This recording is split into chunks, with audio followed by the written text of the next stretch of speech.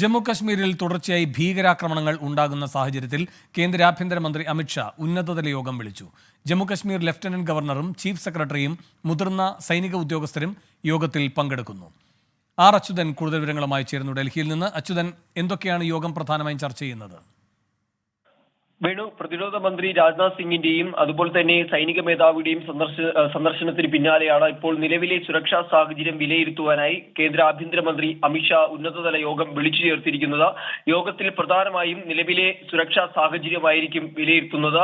പ്രധാനമായി ഈ കാലാവസ്ഥ മുതലെടുത്തുകൊണ്ടുള്ള ഭീകര നുഴഞ്ഞുകയറ്റം അടക്കമുള്ള സാഹചര്യങ്ങൾ, അതിർത്തിയിൽ കൂടുതൽ സുരക്ഷാ സംവിധാനങ്ങൾ ഏർപ്പെടുത്തേണ്ടതുണ്ടോ എന്നത് സംബന്ധിച്ചുള്ള കാര്യങ്ങൾ, ഒപ്പം നിരീക്ഷണ സംവിധാനങ്ങളുടെ ഏർപ്പെടുത്തൽ, അങ്ങനെ തുടങ്ങിയ വിവിധ കാര്യങ്ങളായിരിക്കും ഈ യോഗത്തിൽ ചർച്ചയാകുന്നത്. യോഗത്തിൽ ജമ്മു കാശ്മീർ ലഫ്റ്റനന്റ് ഗവർണറും അതുപോലെ ചീഫ് സെക്രട്ടറിയും മുതിർന്ന സേനാ ഉദ്യോഗസ്ഥരുമാണ് പങ്കെടുക്കുന്നത്. ഇവരുമായി കൂടി ആലോചിച്ചതിന് ശേഷമായിരിക്കും സുരക്ഷ സംബന്ധിച്ചുള്ള സുരക്ഷാ സാഹചര്യം വർദ്ധിപ്പിക്കേണ്ടതുണ്ടോ എന്നടക്കമുള്ള തീരുമാനത്തിലേക്ക് എത്തുക.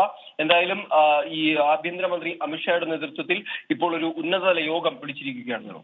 ആർ അച്യുതനാണ് ഡൽഹിയിൽ നിന്നും വിവരങ്ങൾ നൽകിയത്.